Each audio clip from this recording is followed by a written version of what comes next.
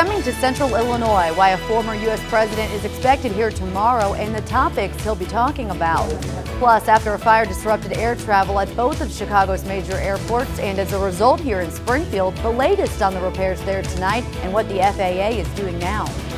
One thunderstorm this afternoon brings a tornado to our viewing area. More storms are possible tonight. I'll tell you what the concern is and when it all ends coming up.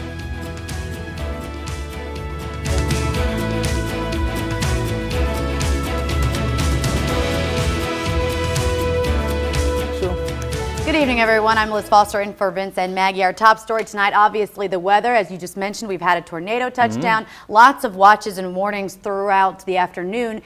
Are we in the clear right now? Yeah, well, the good news, this is calming down quickly. So the severe weather threat has now pushed into our eastern counties here, and even that threat's ending soon here tonight. Here's what we're looking at outside right now. A lot of clouds, as you can see, and a little bit of break in the clouds there as well. And here's that severe weather threat right now. So this is DeWitt County, still Macon County, Piatt County, Shelby, Moultrie County, Effingham County as well. But the real severe weather threat right now really sliding east of there. So the rest of us now are no longer under this tornado watch. This goes until 10 p.m., but I think it's going to get canceled early here this evening. So if you have concerns about severe weather, you're probably okay. But showers and thunderstorms are still in the region. But look at this now, sliding east of I-57 as you look to the west, some breaks in the rain, showers, thunderstorms possible this evening still for all of us. But the main threat this evening, or at least the latter part of the evening and into the overnight hours, will be just more rainfall. And rain could still be heavy at times. There's your first forecast. Rain likely again tomorrow. Temperatures only in the upper 50s. Now, today's storms did produce at least one tornado. The Macon County Sheriff's Office says the tornado touched down near Route 36 and 121 south of the Decatur Airport. News Channel 20 Chantel Middleton joins us live from there. Chantel, what's going on now? Hey Rick, we're at Route 36, Mount Zion Road in Decatur. Lots of things like this plastic thrown around by the wind. Let me show you around here. This is the McDonald's drive-through. Couple trees fell over, blocked off this driveway. It's been blocked off for quite some time. The restaurant still open though, still taking in customers.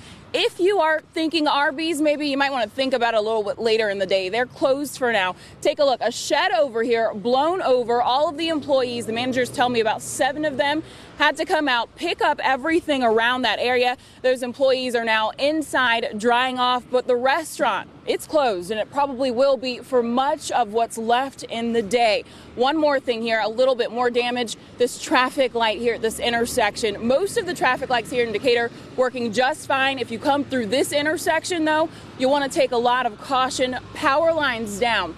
The only other thing that we need to warn you about is flooded roads. Be on the lookout for those. Lots of water. You want to go extra slow whenever you can. For now, we are live in Decatur. Chantel Middleton, ABC News Channel 20. Thanks, Chantel. Heavy rain today and falling leaves, not a good combination for storm drains across central Illinois. Public Works crews were out here in Springfield unclogging drains with vacuum trucks. Springfield has a history of flooding during heavy rainstorms, and that's why the city's Public Works director is asking residents to make sure storm drains in front of your homes stay clear. We try to do our best to stay on top of that, but there's just we only have so many resources, so many crews that can get out there and do that. And like you said, with the leaves falling this time of year, it's really a challenge for everybody. If you spot flooding in your Springfield neighborhood, you're asked to call the Public Works 24-hour hotline. The number there on your screen, 789-2246. And remember, you can stay connected with News Channel 20 on air and online for the latest weather updates. That includes the iRadar on our website. There you can see firsthand if severe weather is heading your way. Just head to WICS.com and look under the Weather tab. Students, faculty, and community members are gathering at Illinois College this week to hear several renowned speakers address issues in the Middle East. News Channel 20's Adam Reif is live in Jacksonville tonight. And Adam, among the speakers, a former president of the United States. That's right, Liz. We'll hear from President Carter tomorrow. Today it was all about the dedication of the new archive system. It was actually so crowded inside, and still is, we decided to step outside while the speakers were going on. But this comes thanks to a huge donation from Dr. Khalif Al-Habtour, a businessman from the United Arab Emirates. He's a longtime friend of Congressman Paul Finley, himself an Illinois College graduate. So that is the connection there. officials that I spoke to here at the college say it's not just about the old books and about the old archive system. It's about new technology. It's about using this technology for the future, about getting people excited to come to Illinois College. It's not just about our old documents and our old books. It's really about the opportunities that we can provide for our students who work here, who research here, and who can use these documents in their classes and in their research, and to hopefully go on to careers. Now, there are demonstrations going on right now inside of some of that new technology that's available. It's so crowded, as we said, we decided to step out. But we mentioned earlier this is part of a two-day event here at Illinois College, part of the peace discussions that will be going on. Dr. Al-Habtoor invited his friend, President Carter, to speak. He'll be here tomorrow. As we said, we'll have full coverage as well. But right now, everybody's excited about the archive system, about the new technology, and about the gift from Dr. Al-Habtoor. Liz? Thanks so much, Adam. Coming up tonight on Nightside, we'll hear from college officials about what they're doing to prepare for Mr. Carter's visit. We'll also have full coverage of the visit tomorrow. Continuing coverage on the Chicago Land Control Center, where damage delayed and even stopped flights at O'Hare and Midway airports. The FAA says tonight all air traffic operations are up and running. Investigators say a former employee cut cables and set fire to a basement at the tower in Aurora on September 26th. The FAA is now reviewing security at all its major facilities. New at 6, we now know the name of a Springfield woman who died this morning after falling from a vehicle on Cook Street. It's a story we first told you about as breaking news this morning. Investigators say 24-year-old Nishika Shepard died at Memorial Medical Center just before 3:15 this morning. That's almost an hour after she fell from the vehicle on Cook Street at the Eastdale intersection. Investigators are still looking into why Shepard fell out of the car. Also new at 6, investigators say criminal charges will not be filed after a Taylorville Middle School student claimed a staffer pushed him by the throat. It's a story we first brought you last month. The Christian County State's Attorney's Office said they didn't see anything criminal on surveillance tape. The student's father tells News Channel 20 he plans on moving with his son to South Carolina, where they're from. October is Domestic Violence Awareness Month, and tonight in Clinton, Dove Inc. will hold a candlelight vigil, raising awareness for the problem and remembering those who've lost their lives as a result. It starts at 6:30 at Clinton United Methodist Church. Another one is set for Thursday at 7 in Decatur at Prairie Avenue Christian Church in Decatur. Take a stand against it. Come and show your support for the survivors and respect and for the victims and what they went through. I've never met anybody stronger than a victim of domestic violence, for sure. Organizers say Decatur is the second leading city of domestic violence in Illinois. Still ahead, bringing Catholics back to church. The event designed to do just that and the changes the church's leaders are now considering. And the St. Louis Cardinals are in San Francisco preparing for Game 3 of the NLCS tomorrow. Sports Director Donnie Tillman has more on the Redbirds later in sports.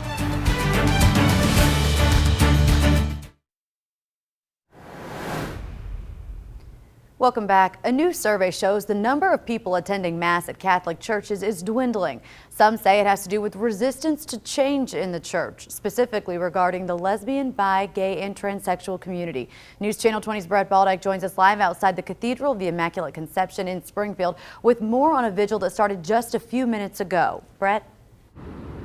Liz, there is a small group of people gathered behind me. Hopefully you can see them for tonight's vigil. They all have the same message of acceptance by the church among the LGBT community. Now, this is one of several vigils going on across the country tonight, and organizers say they picked Springfield for a very specific reason. The practice of Springfield's Catholic diocese not pleasing the LGBT community. About a year ago, there was the exorcism against the quote-unquote sin of same-sex marriage, and that really stung on a very personal level for me. It was the breaking point for John Fremmel. He left his Catholic church to attend service at Holy Family Inclusive Catholic Community. According to a survey sanctioned by the church of active and inactive members, there has been a 30% decline in attendance at weekend Mass since 1996. Fremmel believes the church not accepting the LGBT community may be to blame. Probably, I think that's the primary reason, but of course, Catholics just simply don't agree with the hierarchy on a lot of social teachings, not only on LGBT issues, but on contraception or on women's ordination. I actually don't think that Cardinal Paprocki is absolutely totally out of touch with the hierarchy of the United States Catholic Church. I do think he's out of touch with the laity and the body of the church. But change could be coming. Catholic bishops meeting at the Vatican have called for the church to welcome and accept gay people, unmarried couples, and those who have been divorced. It's something members of the Human Rights Campaign who traveled from Washington, D.C. hope will trickle down to the capital city. We hope that Cardinal Paprocki pays attention to our prayers, that he listens to what it is that we have to say. So when he is discerning, he goes through the same journey that Cardinal Bergoglio went when he became Pope Francis. Now, we did reach out to several area Catholic churches today for comment, but did not hear back. Bishop Paprocki says he will not comment about attendance until a public forum about his study on November 24th. We are live in Springfield. Brett Baldeck, News Channel 20. Thanks, Brett. Taking a live look at downtown Springfield. Skies have cleared up just a little bit. We did have a gloomy and rainy start to the week, though. Rick will be back next, and he'll let us know when we can expect some nicer weather ahead. But first, here are today's closing market numbers.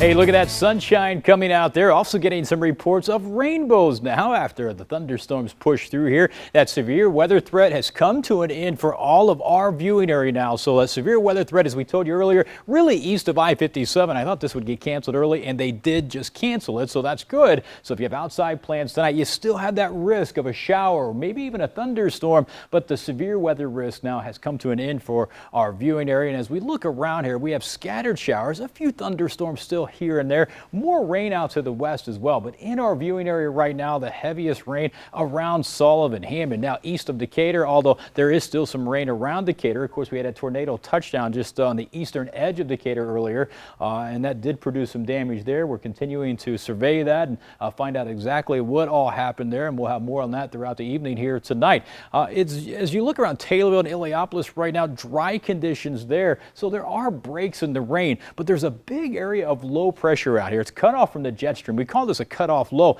It's down here just spinning around and tapping into a ton of moisture. That low-level jet stream just feeding us moisture from the Gulf of Mexico, giving us really good rain chances here and some thunderstorms. Now, there are storm chances this evening, so more storms could break out, especially as you look back here to the southwest. But overnight, it's mainly rain our concern, and then tomorrow just rain. Rain will continue until Wednesday as well. Already almost an inch of rain in Springfield, over an inch of rain in Taylorville, and in Litchfield. Effingham 1.12 inches of rain. Decatur almost an inch in Lincoln. So we are really piling up that rain. Of course, we don't need the rain at this point, but here it comes anyway. Low temperatures or high temperatures or current temperatures, I should say, in the low, mid, and upper 60s right now. Jacksonville, you're the warm spot at 68, 65 in Decatur, 63 in Taylorville, Springfield and Lincoln, both 66 degrees. It's breezy outside. Winds here 15, pushing 20 miles per hour. Winds at times up to 25 miles per hour. So it is a breezy evening here tonight. Our forecast model shows the occasional showers, maybe some thunderstorms this evening, overnight. Rain chances tomorrow. Rain chances continue, all moving around low pressure. And those rain chances will be here again on Wednesday. Our high temperature today, 69 degrees, 58 our low, 68 and 44 are the normals for this time of the year. All right, our forecast then for tonight, cloudy skies, this chance of showers and thunderstorms this evening, then overnight it's just rainfall. Our low temperature tonight will fall to around 59 degrees. Now tomorrow, more clouds and more rain chances. Rain likely again here tomorrow, so we'll pile up more rain, keep filling up that rain gauge. 61 for the high tomorrow, so tomorrow will be a cooler day. Winds not as breezy tomorrow, blowing from the south at 5 to 10 miles per hour. Let's look ahead here and see when we see a return of some sunshine. It's not tomorrow, it's not Wednesday. Wednesday, cloudy skies. We'll drop the rain chance a little bit, but still see occasional showers. Temperatures continue to cool off on Wednesday as well. 58 for the high temperature. But by Thursday and Friday, the sun returns, and then we'll start a little warm up. Seasonal temperatures in the upper 60s on both days. And let's talk weekend. The weekend looking pretty decent here. Partly cloudy skies, maybe a few more clouds and sun on Saturday, and a high of 64. Sunday, partly cloudy and 60. And then we cool down again. Monday, we'll see sunshine. Temperatures only in the upper 50s. That is about 10 degrees below normal, but it'll be nice to get some dry weather, and it all starts on Thursday. Thanks so much, Rick. Sports Director Donnie Tillman joins us now. A soggy day outside for area golfers hoping to swing their clubs to the state. Yeah, my shoes are still wet. Monsoon type weather up north, but the girls were able to get on the course today. Details ahead next in sports.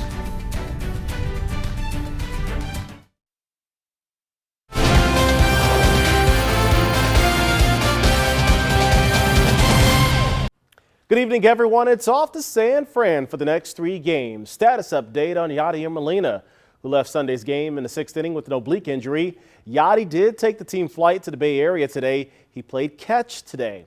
Molina did not rule out playing tomorrow, but says it might be more beneficial to contribute in some sort of other fashion, perhaps pinch hitting. The mood in San Francisco, a lot different thanks to one swing of the bat from Cardinals rookie Colton Wong. Wong's walk-off home run in the 9th inning Sunday night tied the National League Championship Series at 1 game apiece. Certainly a Hawaiian punch everyone in Cardinals Nation can enjoy. Oh, definitely a top. To hit a home run at this stage, you know, especially a walk-off home run, it was definitely my top home run I think I've hit ever. NFL football now. The Chicago Bears continue to handle their business on the road in 2014. The Bears even their record at 3-3 after Sunday's 27-13 win over the Atlanta Falcons. Jay Cutler had his second-best passing game of his career, throwing for 381 yards and a touchdown. Matt Forte added a pair of second-half rushing touchdowns. And how about that defense? 4 sacks on Atlanta quarterback Matt Ryan. I think that the guys on the defensive line and the back end really wrapped their arms around those young linebackers, and they played hard. They were in the right place.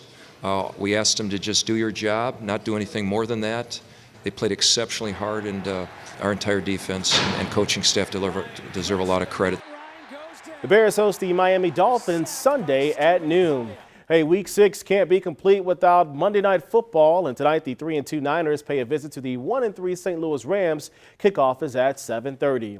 To boys golf at the AA Boys Golf Sectional in Champaign, the Centennial Boys team moves on to state this weekend. So does Sam Funderburg and Austin Plum of Springfield High. Lincoln's Jordan Perry moving on as well.